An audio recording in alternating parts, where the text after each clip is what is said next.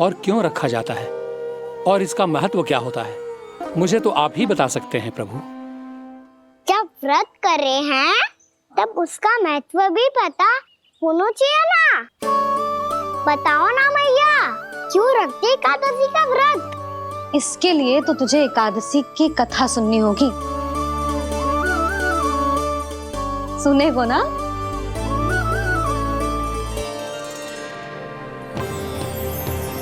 वसुदेव सुतं देवं कंसचाणूरमर्दनम् श्रीहरि, यशोदा परमानंदम् कृष्णं वन्दे जगद्गुरुम्। वाह प्रभु, अपने भक्तों को एकादशी व्रत का महत्व समझाने का अच्छा उपाय खोज निकाला है आपने।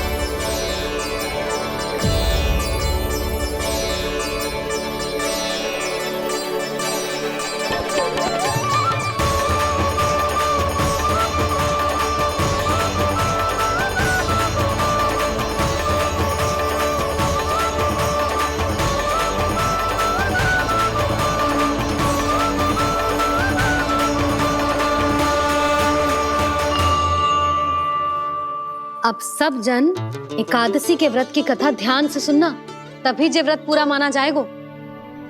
समझो लल्ला?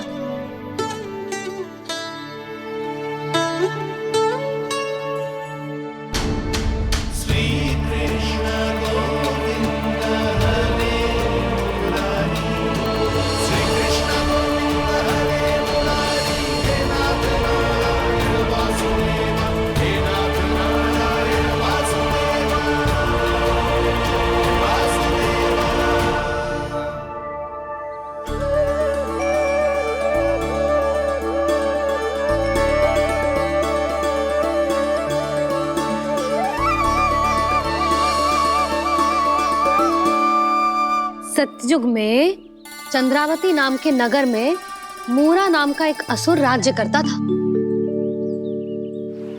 ओम ब्रह्मदेवाय नमः। ओम ब्रह्मदेवाय नमः। ओम ब्रह्मदेवाय नमः। ओम ब्रह्मदेवाय नमः।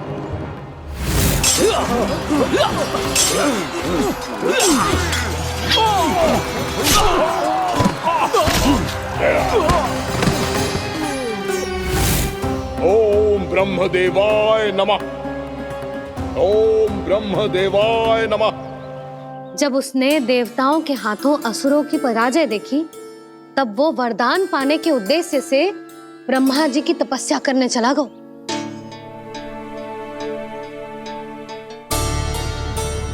शीघ्र ही मूरा की तपस्या सफल हो गई और ब्रह्मदेव जी उससे प्रसन्न हो गए। ओम ब्रह्मदेवाय नमः। ओम ब्रह्मदेवाय नमः। ओम ब्रह्मदेवाय नमः। ओम ब्रह्मदेवाय नमः। ओम ब्रह्मदेवाय नमः। ओम ब्रह्मदेवाय नमः। ओम ब्रह्मदेवाय नमः। ओम ब्रह्मदेवाय नमः। ओम ब्रह्मदेवाय नमः। मूरा, प्रणाम ब्रह्मदेव। तुम्हारी तपस्या सफल हुई। बोलो, तुम्हें क्या वर चाहिए? सृष्टि के रचयिता ब्रह्मदेव, कृपया मुझे ऐसा वरदान दीजिए जिसकी सहायता से मैं त्रिलोकी विजयी बन जाऊं और कोई देवता मुझे पराजित ना कर सके। यहाँ तक कि देवताओं के रक्षक, सृष्टि के संचालक भगवान श्री विष्णु के लिए भी मैं अपराजय रहूं। तथास्तु, तथास्तु, तथास्तु। प्रणाम ब्रह्मदेव।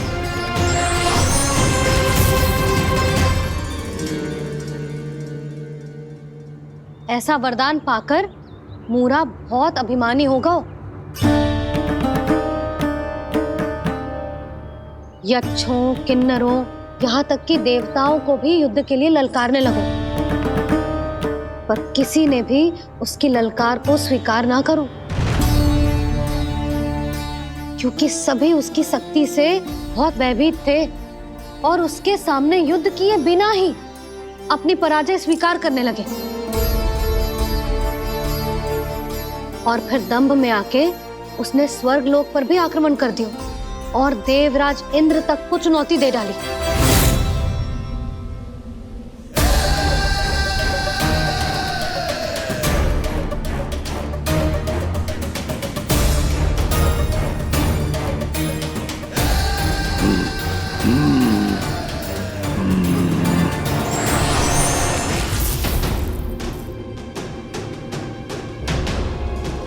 मैं प्रतीक्षा कर रहा हूं देवराज, क्या उत्तर है तुम्हारा?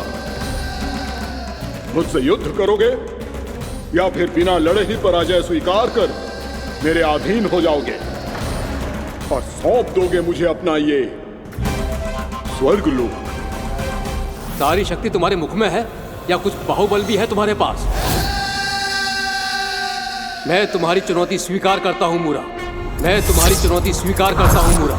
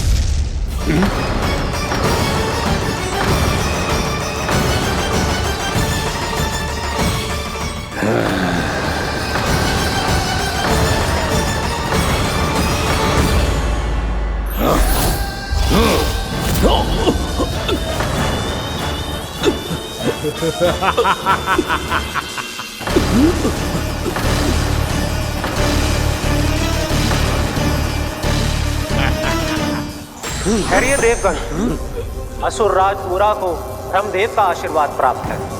आप में से कोई भी इन्हें पराजित नहीं कर पाएगा।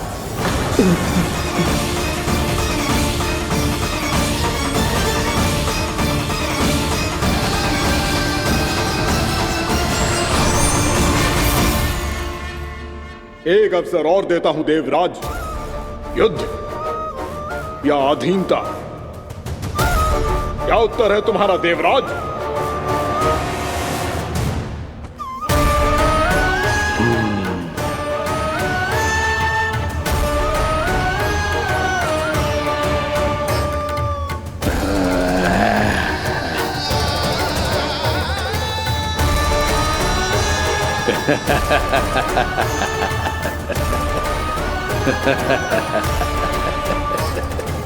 इंद्र और सभी देवताओं ने मूरा के आतंक में आके उससे भयभीत होके अपना सिंहासन छोड़ दियो। अब मूरा स्वर्ग का अधिपति बन गयो और शीघ्र ही उसने अन्य सभी असुरों को स्वर्ग में निवास करने के लिए आमंत्रित कर दियो। और इस प्रकार से वो धीरे धीरे तीनों लोकों का सम्राट बन गयो। उसे किसी ने रोका नहीं मैया? ना लल्ला, इतना साहस किसी में था ही ना। और फिर ये निश्चित करने के लिए कि भविष्य में किसी और असुर की मृत्यु ना हो, वो यमराज पे भी विजय प्राप्त करने के लिए यमलोक की ओर प्रस्थान कर दियो। वो तो अपने आप को और सभी असुरों को अमर बनाना चाहता था। पर देवता और यमराज भी उसकी ये योजना समझ गए थे, इसीलिए उसके आने से पहले ही सारे देवताओं ने श्री नारायण से सहायता के लिए गुहार लगाई। अब केवल आप ही कुछ कर सकते हैं प्रभु। अभी तो मूरा केवल त्रिलोक का स्वामी है, और यदि उसने यमलोक भी जीत लिया तो वो जीवन को ही नियंत्रित नहीं करेगा प्रभु, वो मृत्यु का भी स्वामी हो जाएगा।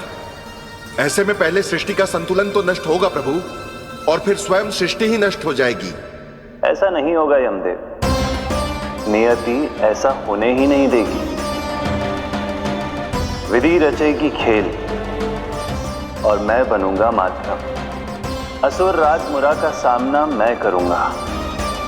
बस आप मुझे चुनौती देने के लिए उसे तैयार कर लीजिए, चाहे उसके लिए आपको साम दाम दंड भेद कोई भी उपाय क्यों ना अपनाना पड़े।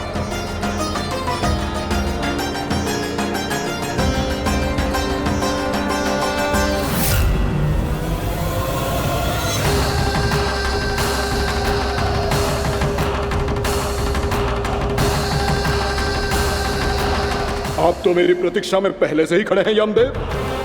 तब तो आपने मेरी चुनौती के बारे में भी सुना ही होगा। कहिए, क्या उत्तर है आपका? मेरा स्वागत करके अपना राज्य त्यागेंगे या मेरा सामना करके अपने प्राण? असुर राज मुरा का सामना मैं करूंगा। बस आप मुझे चुनौती देने के लिए उसे तैयार कर लीजिए, चाहे उसके लिए आपको साम दाम दंड भेद कोई भी उपाय क्यों ना अपनाना पड़े।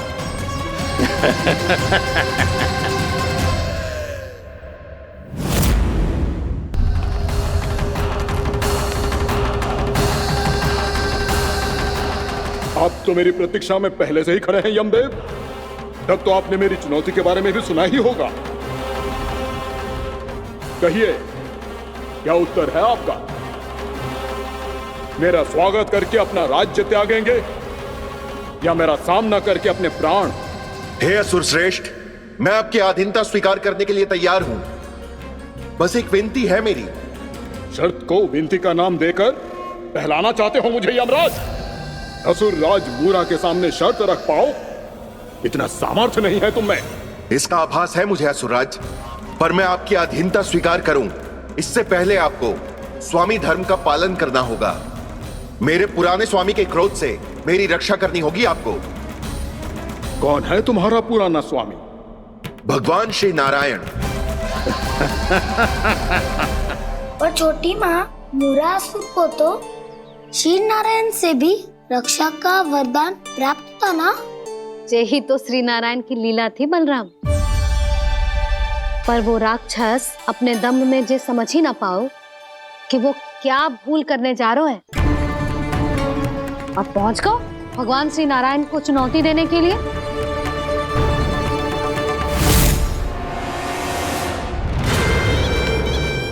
वही ठहर जाओ असुर राज मुरा।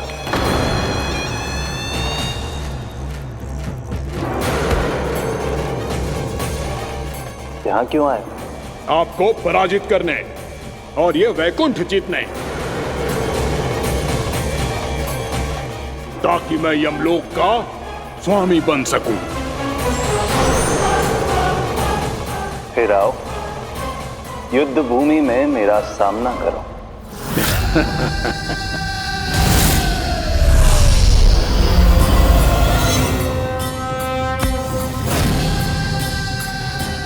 ये नहीं जानते कि इनसे ना हारने का वरदान तो मैं पहले ही प्राप्त कर चुका हूं, इसलिए युद्ध ठीक से आरंभ हो पाए उससे पहले ही इन्हें जीत लूंगा मैं।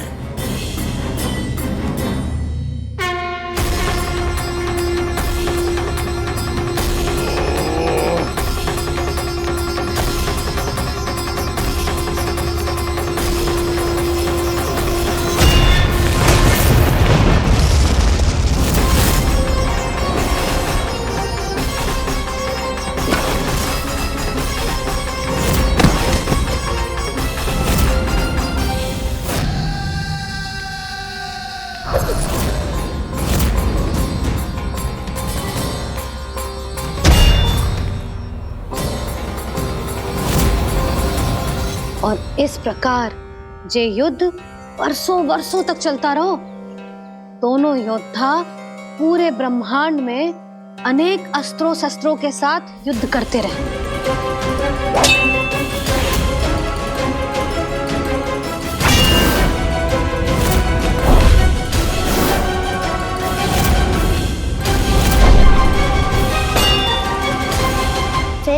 हुआ मैया?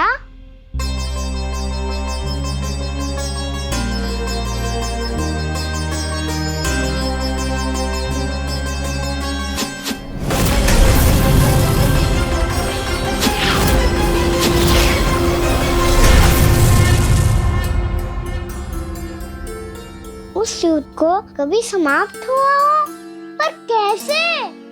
शीघ्र ही वो राक्षस थक गौ लल्ला।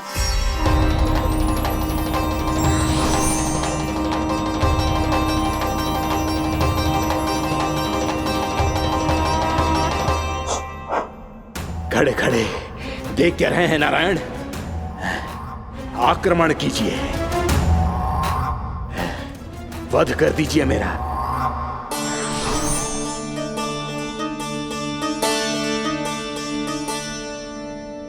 मैं तुम्हारी वीरता से प्रभावित हूं, इसीलिए इतनी थकान की स्थिति में मैं तुम जैसे वीर पर आक्रमण नहीं करूंगा। जाओ विश्राम करो। यदि फिर से युद्ध करने की इच्छा हो तो तुम्हारा स्वागत होगा।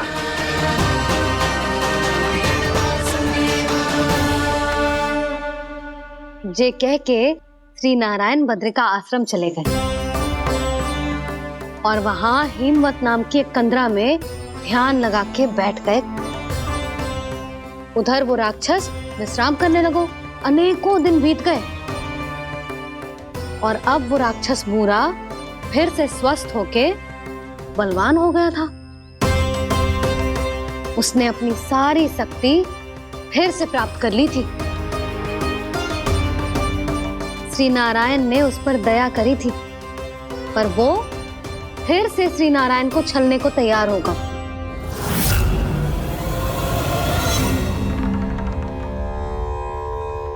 ध्यान में बैठे बैठे श्री नारायण योग निद्रा में चले गए, पर दुष्ट मूरा इसी अवसर का लाभ उठा के उनकी कंदरा में घुस आयो ताकि वो सोते हुए श्री नारायण पे आक्रमण कर सके।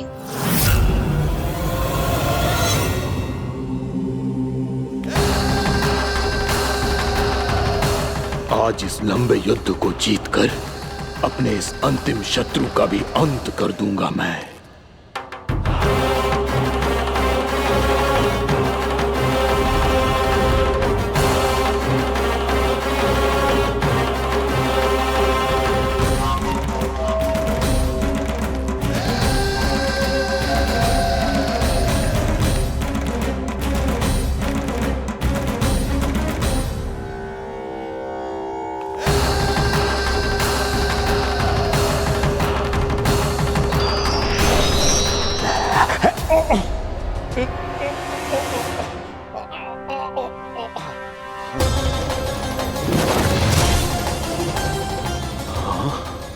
दुष्ट राक्षस, प्रभु ने तुझ पर दया की, तुझे संभलने का अवसर दिया। तू इन्हीं पर ही छल से वार करने चला है।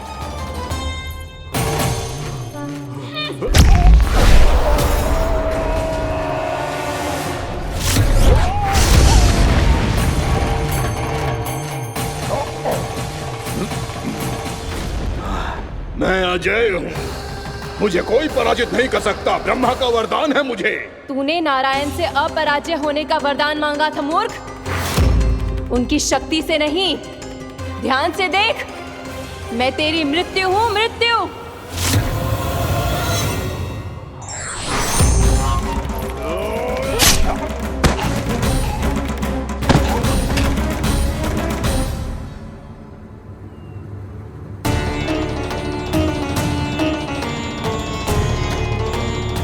वो देवी कौन थी छोटी माँ?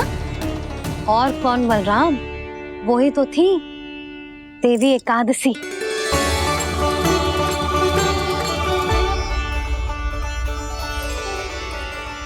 मुझे क्षमा कीजिए प्रभु, आपकी आज्ञा के बिना ही युद्ध करके आपके शत्रु को मृत्यु के घाट उतार दिया।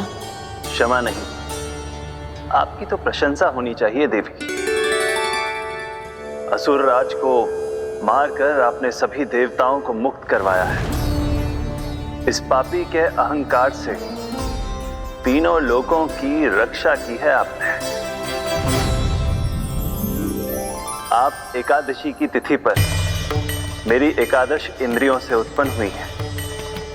इसीलिए मेरे सभी भक्त आपको उत्पन्न एकादशी के नाम से जानेंगे।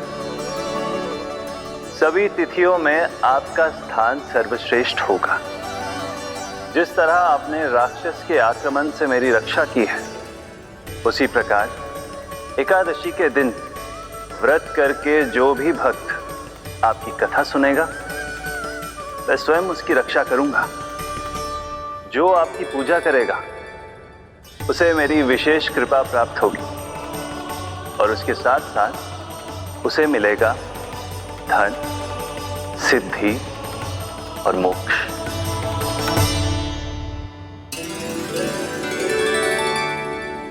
इसीलिए आज के दिन व्रत रखने का बहुत अधिक महत्व होता है। बोलो एकादशी मैया की जय। बोलो श्री नारायण भगवान की जय।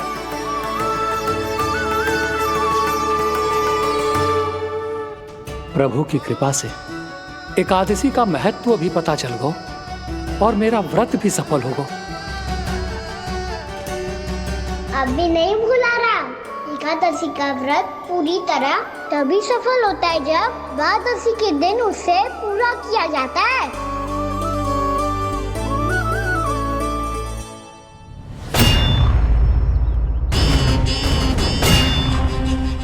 आवश्यक है आपको यह आभास होना कि उस विष्णु अवतार को पराजित करने के लिए आपके साधारण योद्धाओं में वो सामर्थ्य नहीं है। वो विष्णु अवतार कुछ अधिक ही असाधारण है।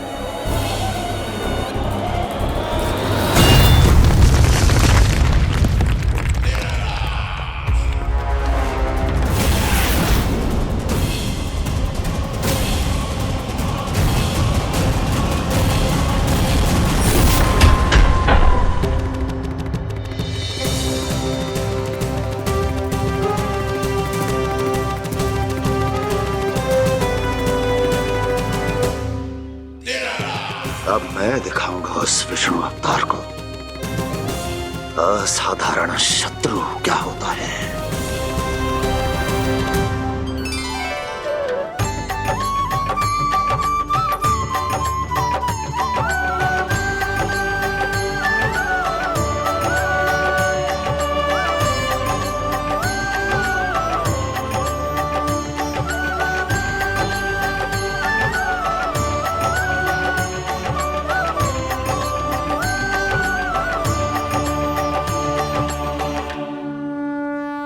मामा अधीर हो रहे हैं, पर मैया ने मुझे अभी तक बाहर जाने की आज्ञा नहीं दी है। अभी उन्हें किसी और राक्षस को यहाँ भेजने से रोकने के लिए मुझे ही कुछ करना होगा।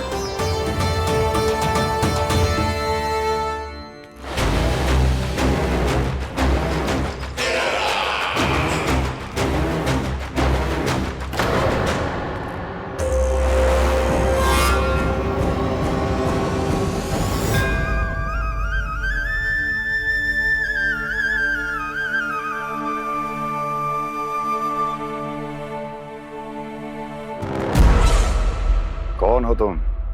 बचपन से ही मुझे मारने का सपना देख रहे हैं, सिर्फ मुझे ही नहीं पहचानते।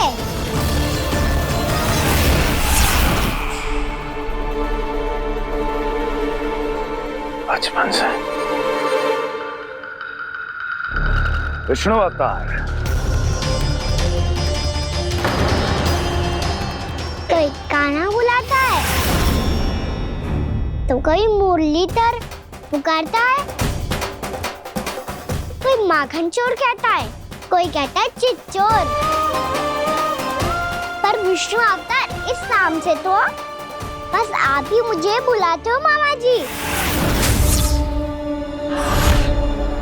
इतना साहस ये तो यहाँ आ गया है।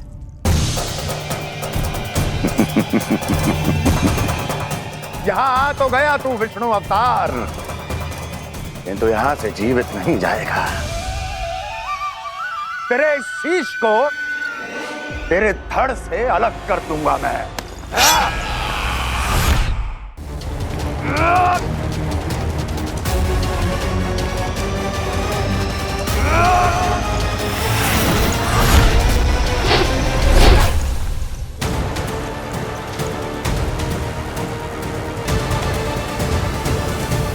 वहाँ कहाँ देख रहे हो मामा जी? मैं तैयार हूँ।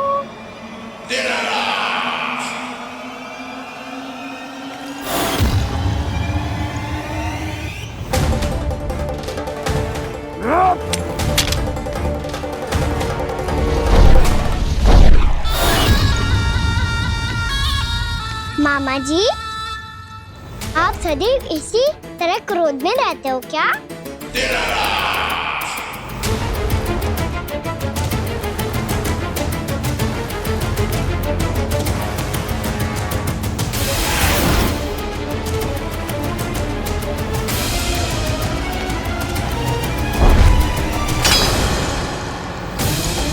छोड़ छोड़ मेरी तलवार को।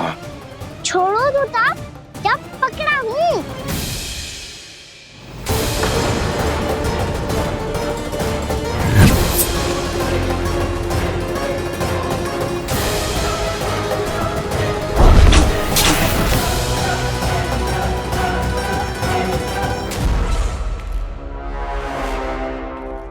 मामा जी,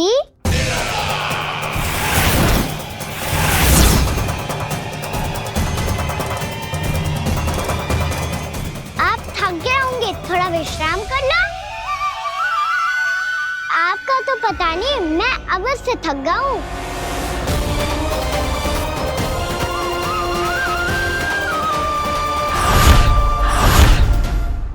मेरे सिंहासन पर बैठने का तो साहस। अभी तो बस अभ्यास कर रहा था मामा जी। भविष्य में मुझे तो बैठना है यहाँ। आपने बल प्रयोग करके से अपने पिताजी से छीना था। मैं आपसे छीन लूंगा। जो छल और बल से लिया जाए वो अधिक समय तक टिकता नहीं है मामा जी।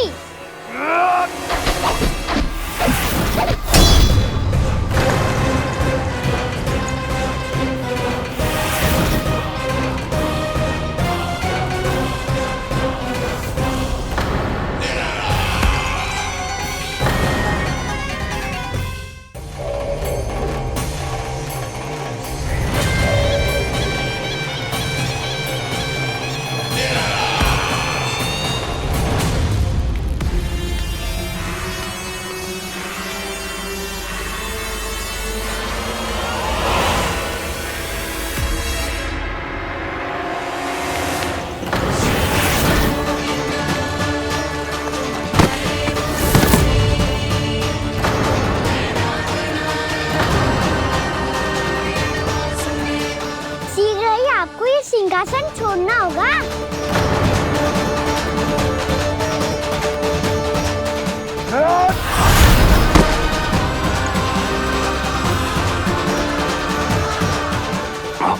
वो मेरा सिंहासन छीनना चाहता। वो आ रहा है, वो आ रहा है। सैनिकों, दुर्जन, बंद कर दो सभी द्वार और घरों के, सब के सब। इसकी हर संभावना पर इतना कड़ा पहरा बिठा दो कि ना तो कोई महल के भीतर आ सके, ना कोई बाहर जा सके। मुझे महल की चप्पे चप्पे की सूचना चाहिए। जाओ।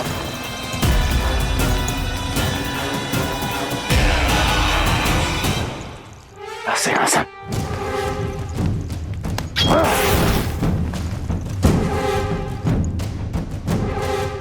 अब आ, दुष्ट मायावी, ए छलिया विष्णु अवतार, मैं कंस तेरी प्रतीक्षा कर रहा हूँ।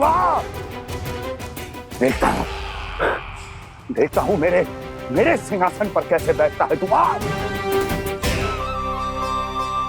मुझे तो बस कुछ समय चाहिए था, वो मिल गया। अब करते रहिए आप प्रतीक्षा।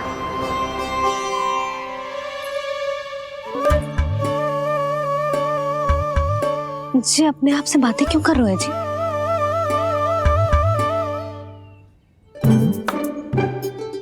आप मुस्कुरा क्यों रहे हो? ना कछु ना। बताओ क्यों मुस्कुरा रहे हो? तुम्हीं पर गए हैं जी। जब तुम व्रत करती हो तो तुम भी ऐसा ही करती हो। इसी प्रकार भूख अधिक लगने पर अपना ध्यान भटकाने के लिए स्वयं से ही बड़बड़ाती रहती। होगा। आपको तो बस मेरा उपहास उड़ाने के लिए बहाना चाहिए।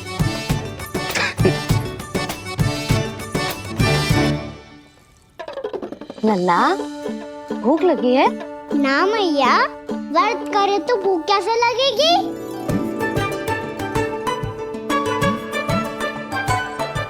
यदि लगी हो तो छोटे बालकों को थोड़ी बहुत भूल चूक क्षमा होती है। कछु ना तो फल तो तू खा ही सकते है। अब तो पूरे नियम और विधि विधान से व्रत तोड़ूंगा। कल द्वादशी के सुबह मुहूर्त के अनुसार। ठीक।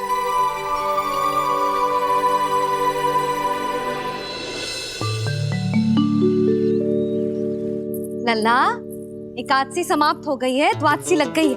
अब तू व्रत तोड़ सकते है। भोजन कर ले। ले।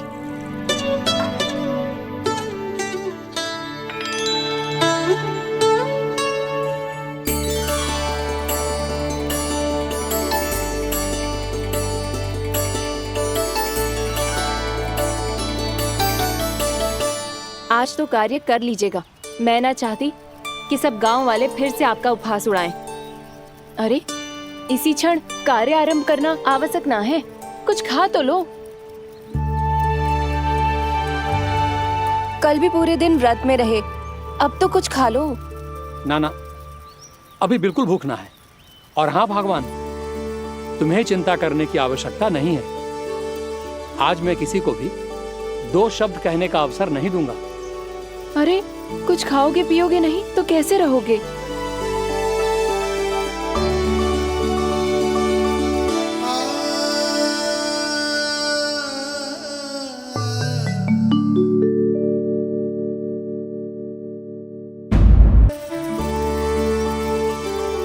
अरे, इसी क्षण कार्य आरंभ करना आवश्यक ना है। कुछ खा तो लो। ना, अभी बिल्कुल भूख ना है। और हाँ भगवान, तुम्हें चिंता करने की आवश्यकता नहीं है। आज मैं किसी को भी 2 शब्द कहने का अवसर नहीं दूंगा।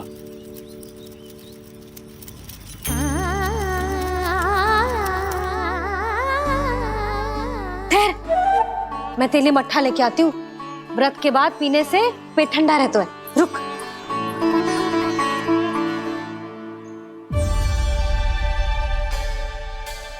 भक्तों ने अभी तक व्रत नहीं तोड़ा है, मैं कैसे तोड़ लूं? भूख कहाँ से होगी? श्री हरि नाम से पेट तो भर लेते हो। श्री हरि, श्री हरि, श्री हरि।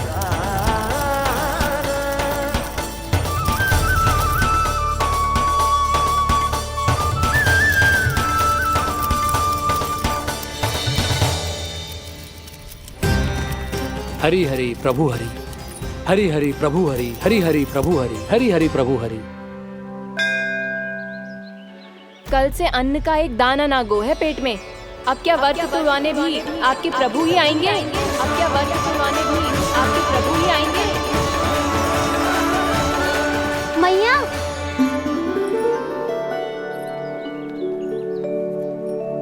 मैया पहले व्रत तोड़ के कछु खा तो लो। अभी ना, लौट के आने के बाद। हाँ,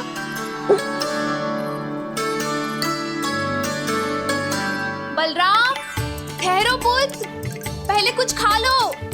व्रत तोड़ना आवश्यक होता है। मैया ने एकादशी का महत्व बताया।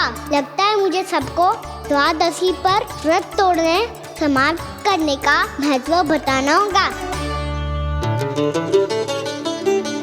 हरि हरि हरि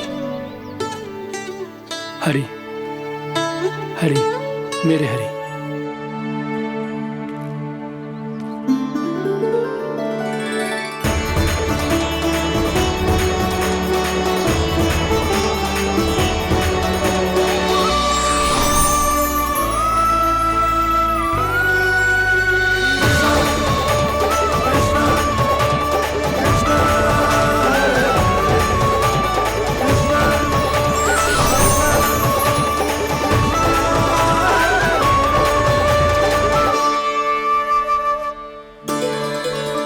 अभी अभी तो मैंने बच्चों की माँ को वचन दिया था कि आज किसी को शिकायत करने का अवसर ना दूंगा, और अब मैं प्रभु श्री हरि की कल्पना जसोमती रानी के लल्ला में ही करने लगा। ना ना, ये ठीक ना है।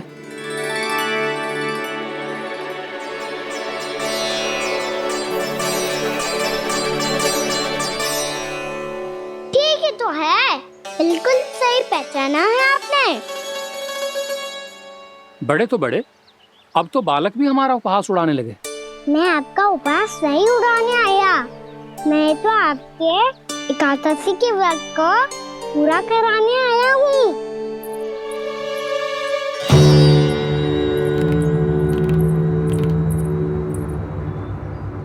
कान्हा,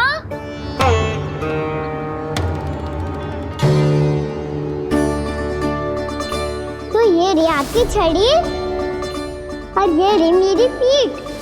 सेक देना तापड़ तोड़। आज तो इसकी पीठ सेक के रहूंगी मैं। मैया घर पे भूखी मुझे ढूंढ रही होगी। लो, आज द्वादशी के दिन पहले प्रहर में भोजन करके अपना एकादशी का व्रत पूरा करो आप। धन्यवाद राजकुमार, पर अभी हमें भूख नहीं है। बहुत सारा काम पड़ा है, और अभी थोड़ी ही देर में शंकरी बहन भी अपनी मटकी लेने आती होंगी।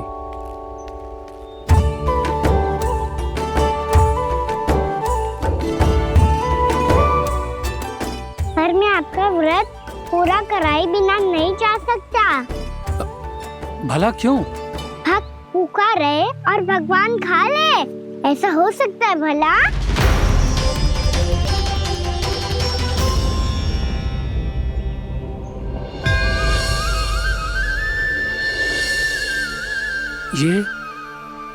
ये कैसा भ्रम हो रहा है मुझे?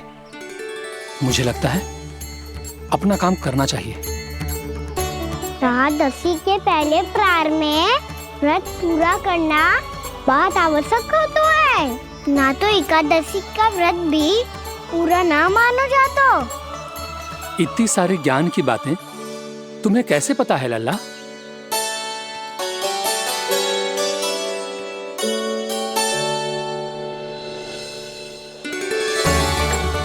जैसे एकादशी की कथा होती है, वैसे द्वादशी की महिमा भी एक बहुत महत्वपूर्ण कथा है।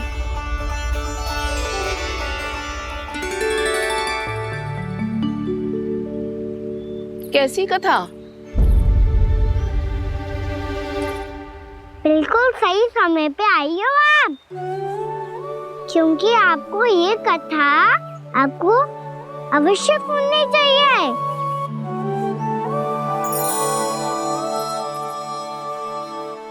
मुझे क्यों? पहले सुन तो लियो, फिर स्वयं ही पता चल जाएगा। बहुत समय पहले एक राजा हुआ करते थे, राजा अम्बरीश। भगवान श्री हरि के बहुत बड़े भक्त थे। ओम नमो नारायणाय। ओम नमो नारायणाय।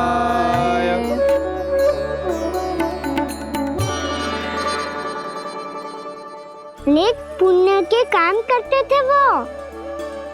अपनी पत्नी के साथ हरि का नाम जपते रहते थे। उन्होंने 12 माह एकादशी का व्रत करो निर्जल पास किया, और जब उनकी 12वीं एकादशी का व्रत द्वादशी के दिन तोड़ने का समय हुआ, तभी महर्षि दुर्वासा अपनी 100 शिष्यों के साथ उनके महल में पधारे।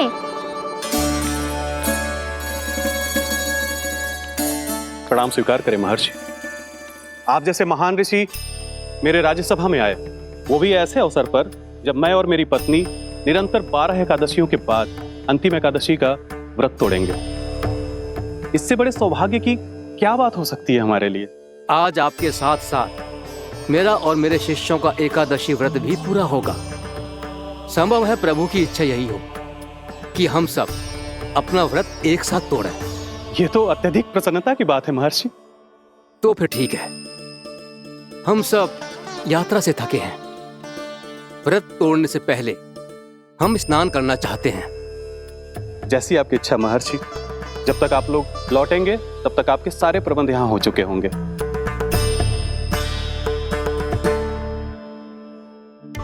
महर्षि दुर्वासा स्नान करने गए थे, पर उन्हें लौटने में विलंब हो रहा था और इधर द्वादशी पर व्रत पूरा करने का मुहूर्त बीता जा रहा था। महाराज अमरीश बड़ी विरगता के साथ महर्षि दुर्वासा के लौटने की प्रतीक्षा कर रहे थे। महाराज, व्रत तोड़ने का मुहूर्त बीता जा रहा है, बस कुछ ही समय बचा है। महर्षि और उनके शिष्यों को लौटने में न जाने कितना समय लग जाएगा। मेरा सुझाव है कि आप मुहूर्त समाप्त होने से पहले व्रत अवश्य तोड़ लें। गुरुदेव, हमने महर्षि दुर्वासा को वचन दिया है कि जब तक वो लौटेंगे नहीं तब तक हम व्रत नहीं तोड़ेंगे। इसीलिए मैं उनके लौटने के बाद ही भोजन ग्रहण करूंगा। पर महाराज, मुहूर्त यदि बीत गया और समय रहते हुए नहीं आए तो महाराज आपका व्रत पूरा नहीं होगा। महाराज, आपको उसका फल नहीं मिलेगा। महाराज, 12 एकादशियों का व्रत व्यर्थ चला जाएगा। किंतु गुरुदेव, यदि मैंने भोजन कर लिया तो ये तो अतिथियों का अपमान होगा। आप उचित कह रहे हैं महाराज, भोजन के लिए उनकी प्रतीक्षा अवश्य कीजिए महाराज। पर मुहूर्त रहते हुए एक तुलसी का पत्ता और जल ग्रहण कर लीजिए। इससे आपका व्रत भी पूरा हो जाएगा और अतिथि का मान भी रह जाएगा। आपका सुझाव अच्छा है गुरुदेव।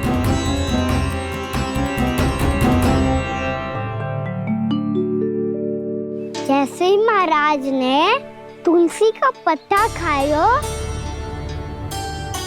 वैसे ही महर्षि दुर्वासा लौट आए। महाराज,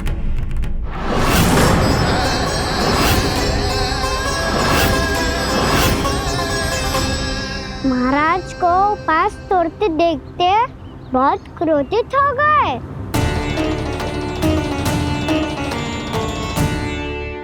बहुत बड़े भक्त हैं आप, परंतु आप ये नहीं जानते अपने अतिथियों के साथ कैसा व्यवहार करना चाहिए।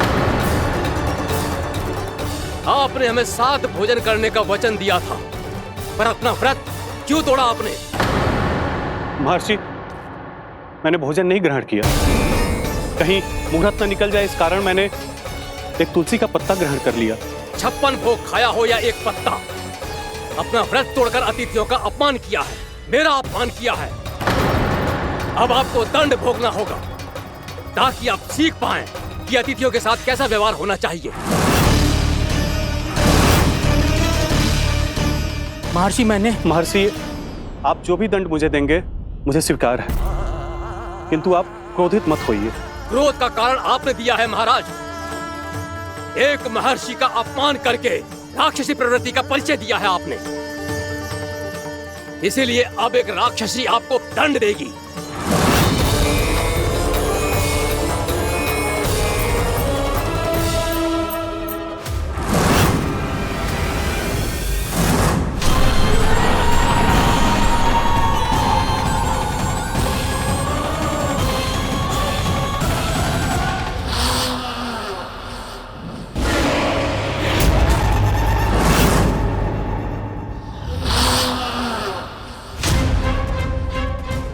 हे प्रभु, यदि मैंने सच में महर्षि का अपमान करने की भूल की हो तो मैं उसका परिणाम भोगने के लिए प्रस्तुत हूं।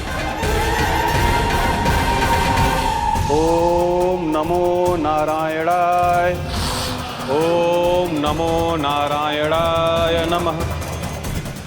महर्षि दुर्वासा को यह आभास ही नहीं था कि महाराज अम्बरीश ने उनका अपमान नहीं किया था। फिर भी उसे अपमान मान के वो श्री नारायण के भक्त पे संदेह कर रहे थे। मैंने भी तो भोला राम की भक्ति पे संदेह किया था। हे नारायण, ये क्या पाप हो गया मुझसे? संदेह किसी अपमान से कम ना हो तो, और भगवान सब सह सकते हैं, पर उनके प्रिय भक्तों का अपमान सहन ना कर सकते। इसीलिए उन्होंने अस्थिचेप करने का निर्णय लिया।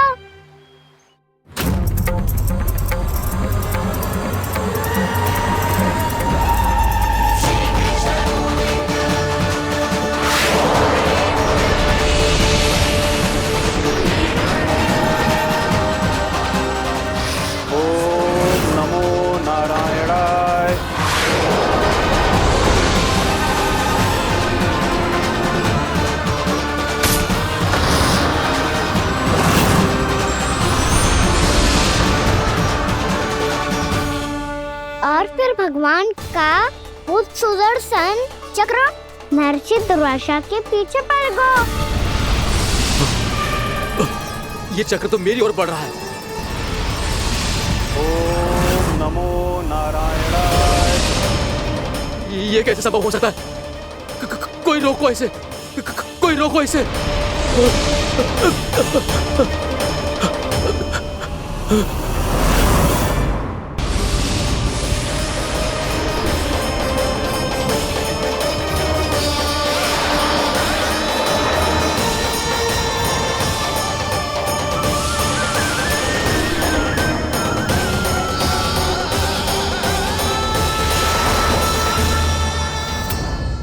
चक्र से अपने प्राण कैसे तैसे बचाते बचाते महर्षि दुर्वासा ब्रह्मलोक जहाँ पहुँचे। ब्रह्मदेव रक्षा कीजिए, ब्रह्मदेव सहायता कीजिए, मुझे बचाइए ब्रह्मदेव, रक्षा कीजिए। ये सुदर्शन चक्र मेरे प्राणों के पीछे पड़ गया है, मुझे बचाइए ब्रह्मदेव, मुझे बचाइए। महर्षि, मैं चाहकर भी आपकी सहायता नहीं कर सकता।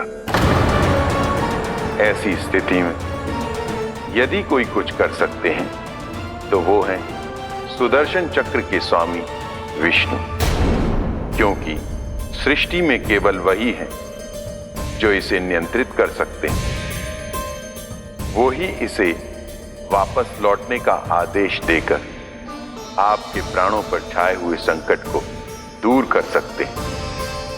किंतु हां, मैं सुदर्शन चक्र से इतना अवश्य कहूंगा कि जब तक आप विष्णु लोक में पहुंच नहीं जाते, वो आपको किसी भी प्रकार की हानि ना पहुंचाए। आपका बहुत बहुत धन्यवाद, आपकी सदा ही जय हो।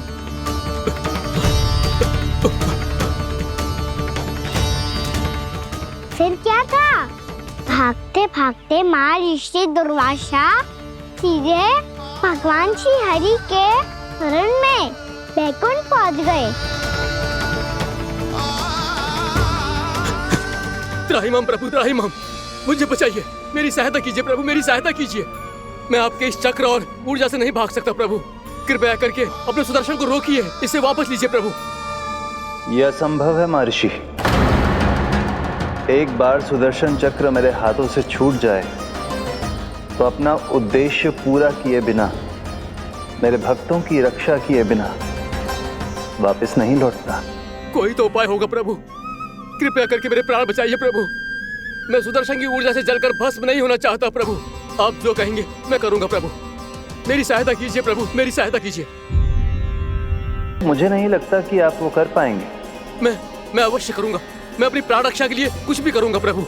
आपने मेरे भक्त राजा अम्बरीश को भक्ति का कर्तव्य निभाने के लिए अपमानित और दंडित किया है महर्षि, पर भक्त की रक्षा करना भगवान का कर्तव्य है। इसलिए यदि आप भक्त राजा अम्बरीश के पास जाकर क्षमा याचना करें और यदि वो आपको क्षमा कर दे तो ही ये चक्र आपके प्राण लिए बिना लौट सकता है। अन्यथा आप तो जानते हैं महर्षि, मेरे भक्त का अपमान मेरा अपमान। भक्त का अपमान भगवान के अपमान से कम ना हो तो है। महर्षि दुर्वासा को भी ये बात समझ आई और फिर उन्होंने महाराज अम्बरीश से क्षमा याचना की। महाराज महाराज महाराज महाराज महाराज, मुझे क्षमा करें महाराज, मुझसे बहुत बड़ी भूल हो गई महाराज, मुझसे बहुत बड़ी भूल हो गई महाराज। महर्षि, आप हमारे चरण छुए ये उचित नहीं। महाराज, महाराज अम्बरीश, आप नारायण के सच्चे भक्त हैं। मैंने आपको अपमानित किया, दंडित करने का प्रयास किया महाराज। इस अपराध के लिए मुझे क्षमा कीजिए महाराज, और इस सुदर्शन चक्र से मेरे प्राण बचाइए महाराज।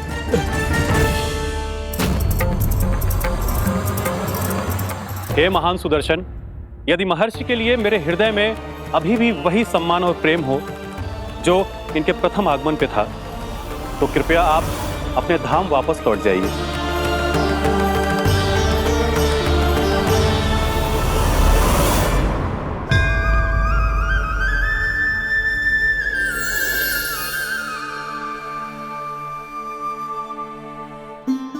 आपका बहुत बहुत धन्यवाद महाराज अम्बरीश। मैं आपको आशीर्वाद देता हूं कि आप देवराज इंद्र के समान शक्तिशाली हों। आपकी कीर्ति का पताका 10 दिशाओं में फहराए। मेरी बस एक ही इच्छा है महर्षि कि मैं आपके साथ अपना उपवास तोड़ सकूं।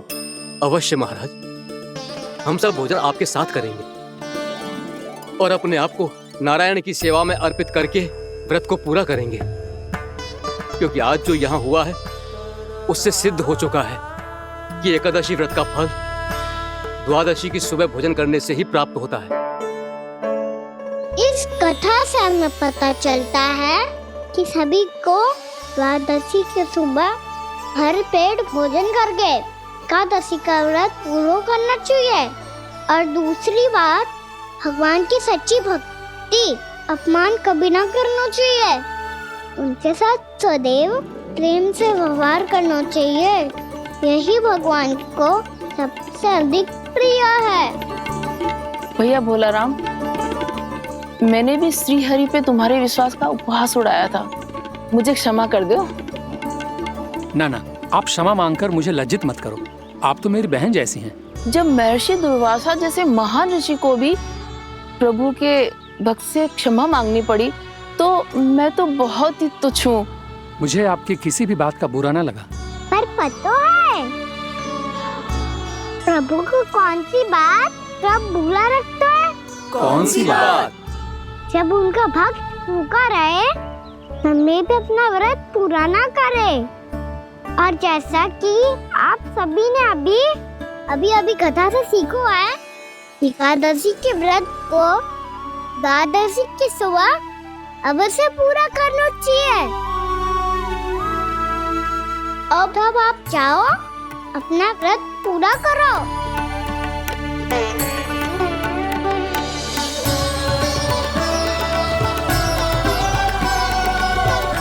मैं आपके लिए जल लेके आती हूँ।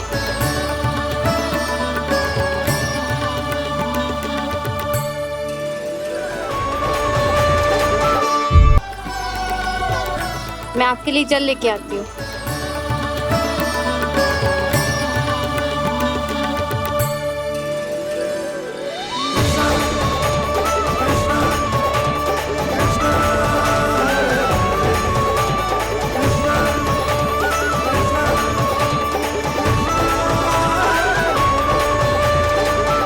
लो खाओ।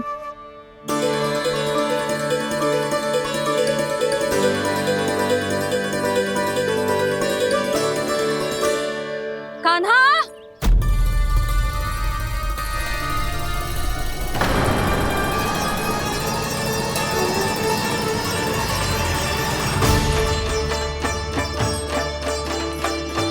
बोलो काका, सिगरेट छुपा लो मुझे, मैया आ रही है, बहुत क्रोध में लगती है।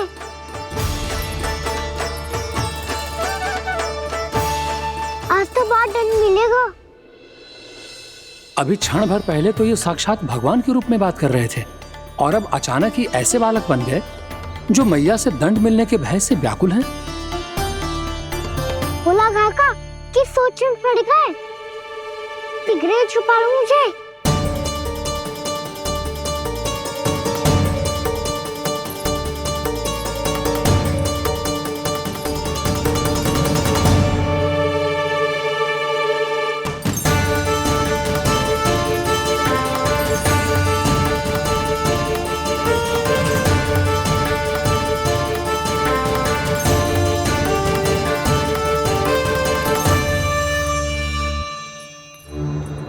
भोलानाथ जी, कान्हा को देखो है क्या?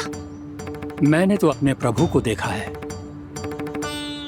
मैं अपने लल्ला को ढूंढ रही हूँ, उसे देखो है आपने? वही तो मैं भी कह रहा हूँ जसोदा रानी, मैंने सिर्फ और सिर्फ अपने प्रभु को देखा है। ये तो अब भी अपनी भक्ति में ही खोया हुआ है। इससे पूछ के कछु लाभ ना है, मुझे ही ढूंढना पड़ेगा।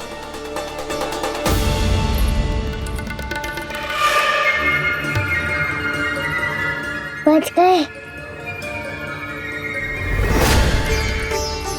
शंकरी मौसी, कान्हा को देखो है क्या कहीं?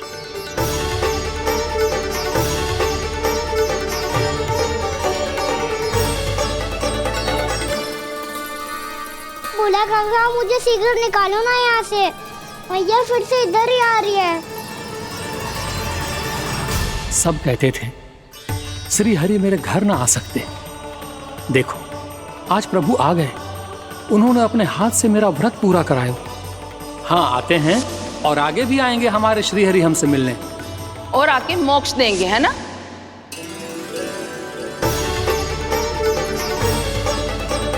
शीघ्र निकालो ना भोला काका, मैया आ रही है। मैं ना निकालूं? क्यों? मेरा अर्थ है मैं निकालूंगा, अवश्य निकालूंगा, पर तब तक नहीं निकालूंगा जब तक आप मेरी सारी बातें मान नहीं लेते हैं। कौन सी बात? प्रभु मुझे मोक्ष प्रदान कर दीजिए प्रभु। तथास्तु। ना ना ना प्रभु, मेरे साथ साथ मेरे परिवार को भी मोक्ष दे दीजिए। तथास्तु। अब तो निकाल दो, मैया देख लेंगी। ना प्रभु, मेरे परिवार के साथ मुझसे जुड़ी हुई हर वस्तु, जीव जंतु, प्राणी, गाय बैल भैंस, सभी को मोक्ष प्रदान कर दीजिए प्रभु। तथास्तु। प्रभु आप सच में अद्भुत हैं।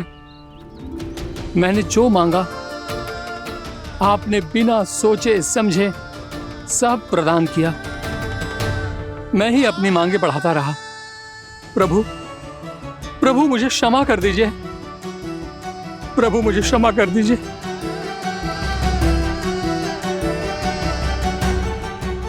आइए प्रभु।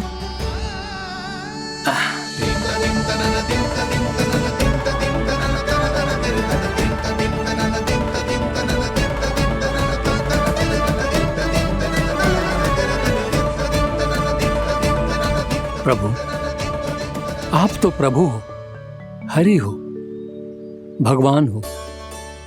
आप चाहते तो इस मटके से स्वयं निकलकर बाहर आ सकते थे, फिर मेरी आपने हर इच्छा क्यों पूरी की? क्योंकि मेरे भक्त की इच्छा पूरी करने में मुझे भी प्रसन्नता मिलती है। ना तो मैं अपने भक्तों का अपमान सह सकता हूँ और ना ही उनकी इच्छा अधूरी रहने दे सकता हूँ।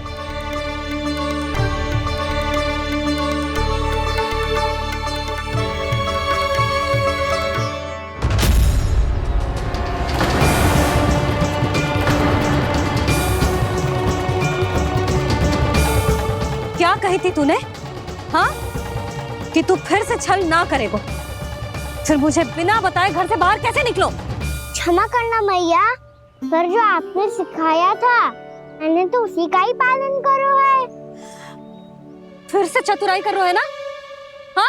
आप ही ने तो कही थी ना, यदि कछु करने से किसी को हानि ना पहुंचती हो या फिर किसी अच्छे कार्य में सहायता हो रही हो तो आज्ञा लेने की आवश्यकता ना होती। यदि तेरे कछु करने से किसी और की कोई हानि ना हो रही हो या किसी के अच्छे कार्य में सहायता हो रही हो तो मुझसे आज्ञा लेने की आवश्यकता ना है। तो किस अच्छे कार्य के लिए आया है यहाँ? एकादशी के सुबह एकादशी का व्रत खोल के भोजन करा जाता है। ये बात ना तो भोला काका को पता थी, ना शंकरी मासी को और ना ही किसी और को। और तुझे पता थी? हाँ, मेरी मैया ने बहुत अच्छे से सिखाया है मुझे। जैसे कल तूने एकादशी कथा सुनाई थी ना, आज वैसे ही तेरे लल्ला ने सबको द्वादशी कथा सुनाई है। सच्ची यशोदा रानी जी, इसने तो हमारी आंखें ही खोल दी। और भाभी सच तो ये है कि मुझे भी ना पता था कि ये इतना बड़ा ज्ञानी है और इतना अधिक समझदार।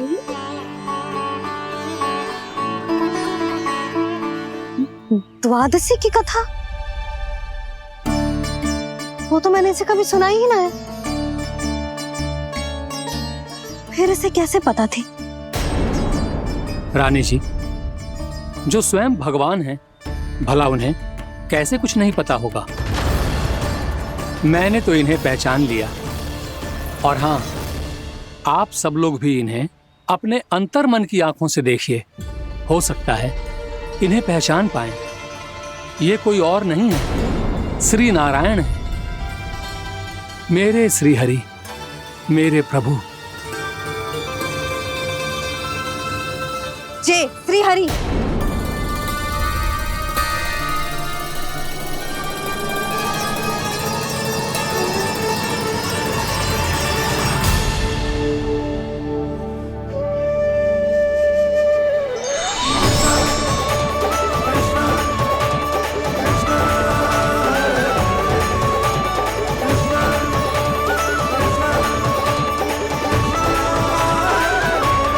ये क्या कर दिया भोला? जिस रास्ते को मैंने इतनी कठिनाई से बचा के रखा था, सबके सामने उसे उजागर कर दिया तुमने।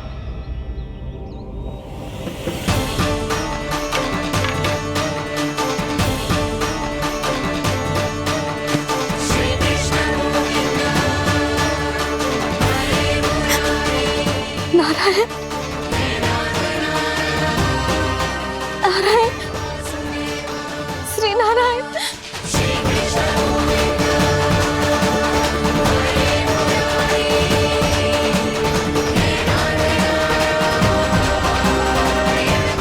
श्री नारायण।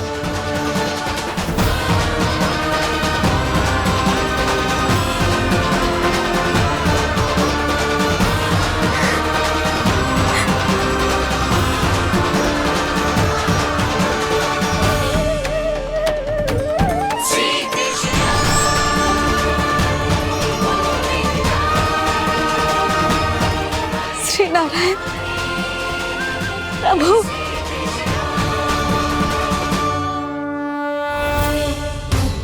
जिस रास्ते को इतने जत्न से संभाल के रखा था, आज वो सबके सामने खुल गया।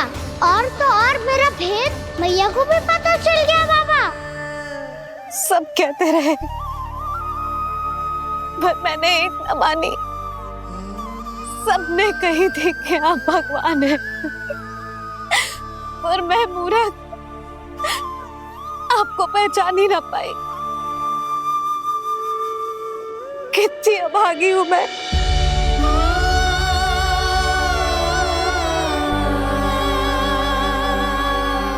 जिस मुंह से मुझे आपकी महिमा गानी चाहिए थी, उसी मुंह से मैंने आपको डांटा है।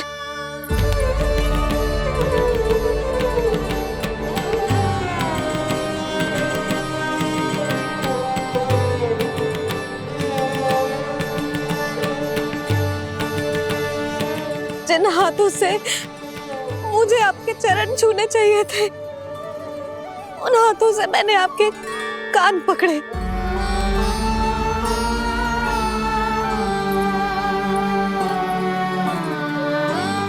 मुझे तो आपकी सेवा करनी चाहिए थी प्रभु, और मैंने आपको दंड दियो,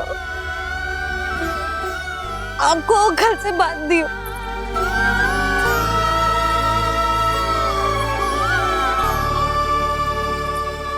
बावली हो गई थी प्रभु। अपने श्री नारायण को, अपने प्रभु को एक साधारण सा बालक समझ लियो मैंने। मैं आपके लिए भगवान नहीं हूँ मैया, साधारण बालक ही हूँ, बस आपका लल्ला। बुद्धि भ्रष्ट हो गई थी, भूल पर भूल करती चली गई। आज भी आपके पीछे पीछे छड़ी लेकर दौड़े चले आए।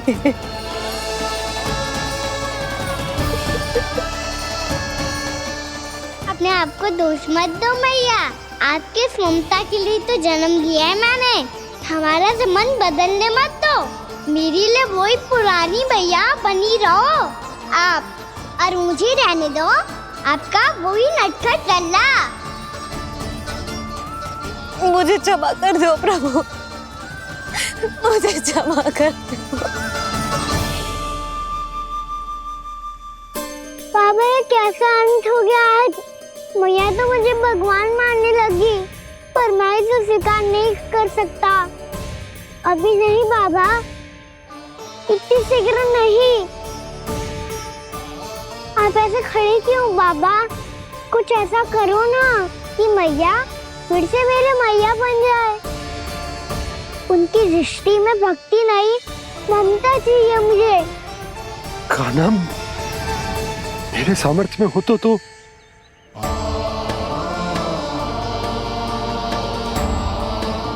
दाऊ, आप तो बड़े भाई हो, अपने छोटे भाई की सहायता करो ना, जिससे मैया सब कुछ भूल जाए। मैं क्या कर सकता हूँ कान्हा? कोई तो सहायता करो मेरी।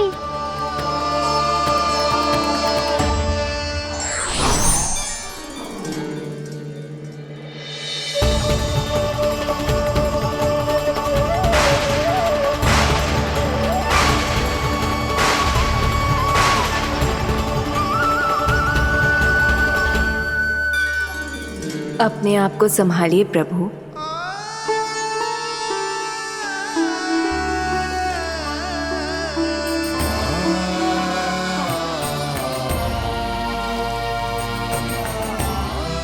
देखो ये क्या हो गया, भैया को सब पता चल गया। अभी तो मुझे मैया की ममता का शौक पूरी तरह मिला ही नहीं था। योग माया,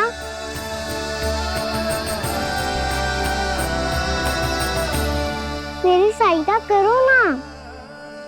कितनी अद्भुत है ममता की शक्ति। भगवान को भी एक साधारण बालक बना देती है। बालक की बना रहना चाहता हूँ मैं, नहीं चाहता दिव्य होना, नहीं चाहता भगवान बनना। बस मैया की गोद में रहकर ममता की रस से सेम को भिगोना चाहता हूँ। इनकी डांट फटकार का सुख पाना चाहता हूँ। कुछ भी करे योग माया, पर इन सबको भुला दो मेरा सत्य।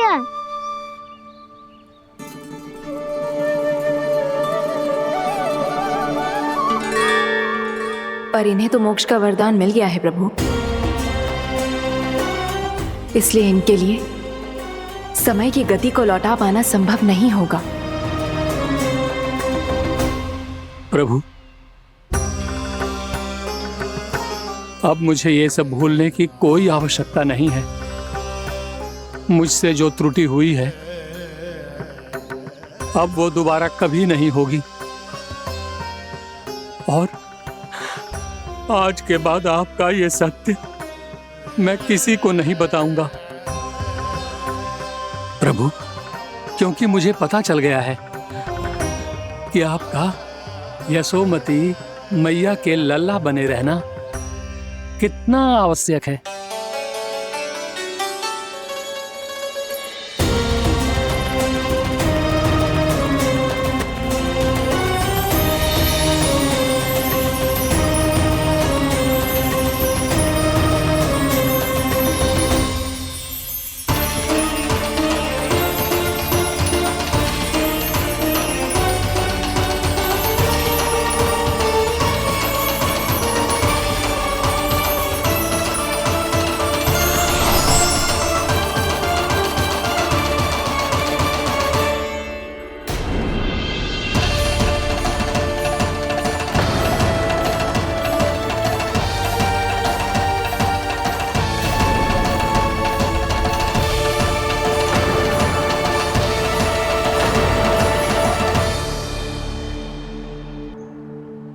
मैया आपकी छड़ी।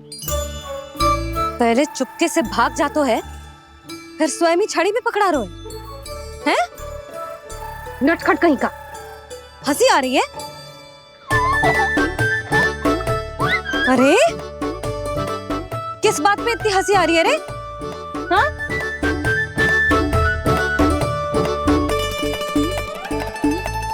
आपकी लीला अद्भुत है प्रभु, और अद्भुत है आपका मैया के प्रति प्रेम। हंसी ना है मैया, ये तो प्रसन्नता है, अपने मैया से मिल जाने की प्रसन्नता। अच्छा, ढूंढ मैं तुझे रही हूँ और तू कह रहे हो कि मैं मिल गई तुझे?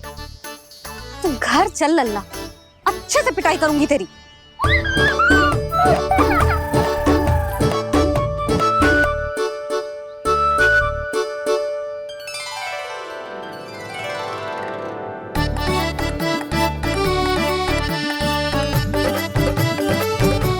पिटाई से गाल लाल होंगे ना तेरे, तब हंसी बंद होगी तेरी। चल।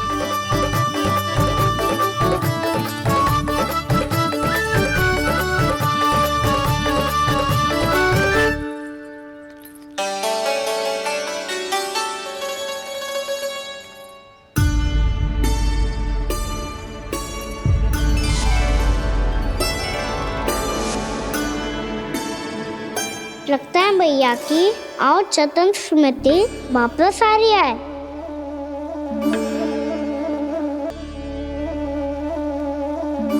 यशोदा, क्या होगो? ना कछु ना।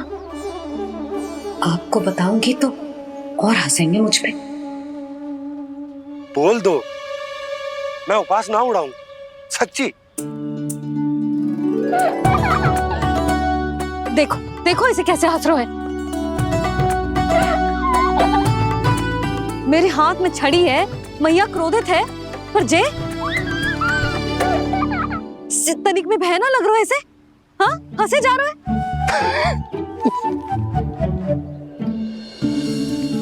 दोनों बाबा लल्ला एक जैसे हो। चल तू, चल चल। दाऊ, आप तो बड़े भाई हो, अपने छोटे भाई की सहायता करो ना, जिससे मैया सब कुछ भूल जाए। सुबल, तू कच्चू खा क्यों ना रहो है? व्रत ही करना था तो बलराम के जैसे कल कर ले। तो कल तो एकादशी भी थी। खाना के बिना कछु करने का मेरा मन ही ना कर। तो बात तो सच्ची है, उसके बिना गोचारण भी ऐसा लगता है जैसे कितना भारी कार्य है, व्यवस्था में करना पड़ता है। सही कह रहे हो तुम दोनों। मैं तो गोपालक भी इसलिए बना था ताकि कान्हा के संग खेलने को मिल जाए। बलराम तो हमारा सगा कम और मुख्य अधिक है।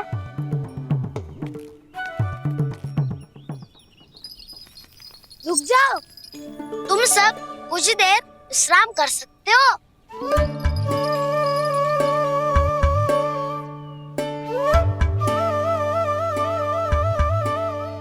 तू बोल।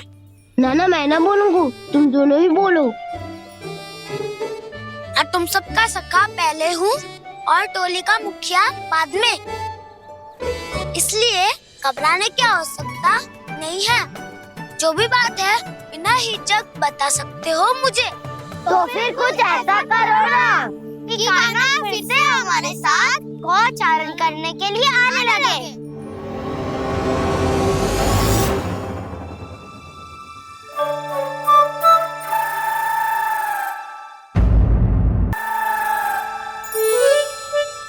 बिना कछु बताए भाग गओ। ये भी ना सोचा तेरे बिना मैया बाबा व्रत कैसे तोड़ेंगे। देखो देखो अभी भी हंस रहा है। क्या होगा ऐसे? रुक, प्रसाद लेके आती हूँ।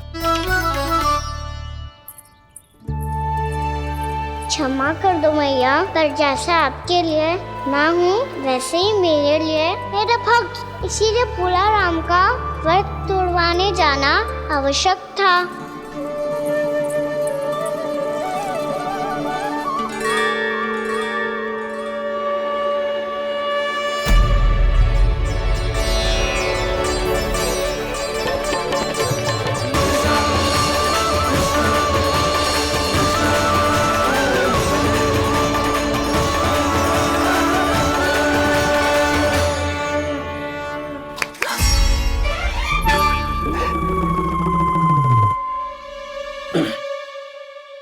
सुधा, फिर से खो गई तुम।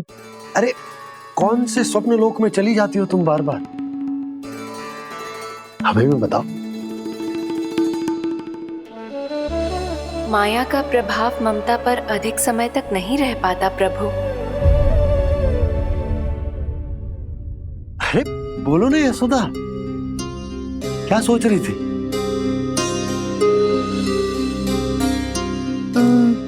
मैंने ना श्री नारायण को देखो है। हाँ वो तो मैं भी देख रहा हूँ, यही तो है हमारे सामने। ये वाले ना तो मैंने साक्षात श्री नारायण को देखो है, वो भी अपने कान्हा के भीतर देखो। कान्हा के भीतर? ना मतलब कान्हा और ये दोनों आमने सामने थे। मैं कुछ समझो ना यशोदा।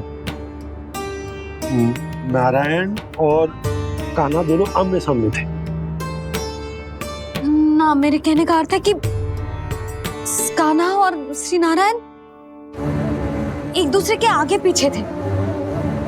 अच्छा, तो मतलब श्री नारायण आगे थे और कान्हा पीछे था। पर अगर कान्हा पीछे था तो तुमने कैसे देखा? ओहो, कान्हा आगे था, श्री नारायण पीछे थे।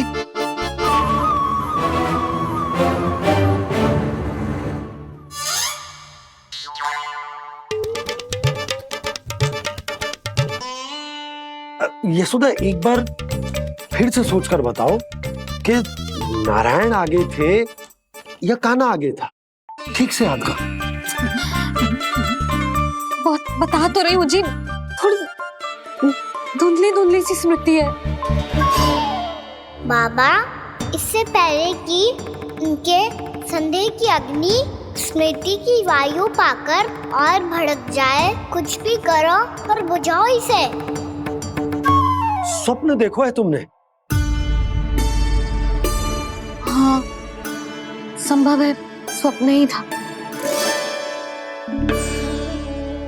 पर यदि स्वप्न था तो सुबह सुबह उठते ही उसकी स्मृति क्यों ना आई? अब क्यों आ रही है उसकी स्मृति? और वो भी तब से जब से मैं भोनाराम के यहाँ से कान्हा को लेके आई हूँ। और जब मैं गई थी तो छड़ी मेरे हाथ में थी, पर फिर कान्हा ने मुझे छड़ी दी और मैं बैठी हुई थी। इस बीच कछु तो हुआ है। भैया की अचेतन स्मृति वापस आ रही है। अब मुझे ही कुछ करना होगा।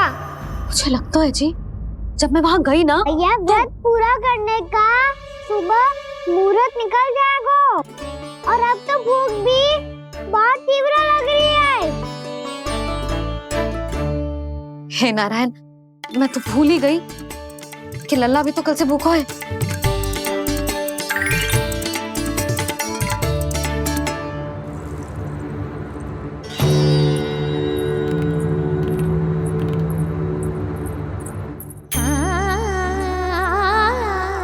ले, खा।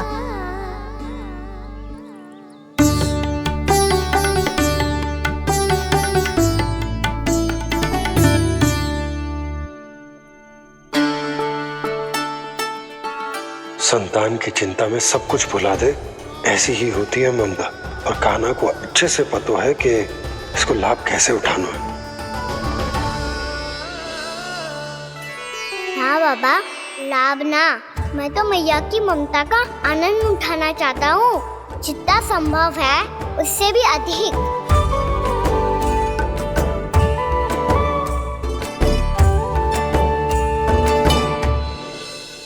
बलराम, कान्हा को फिर से गौचारण आने के लिए केवल तू ही मना सकते है।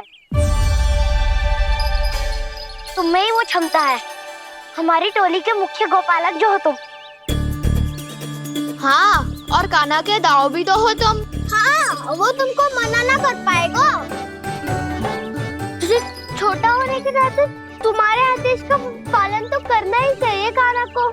चिंता मत करो सखा, मैं कछु कहूँ और कान्हा ना माने, ये तो संभव ही ना है।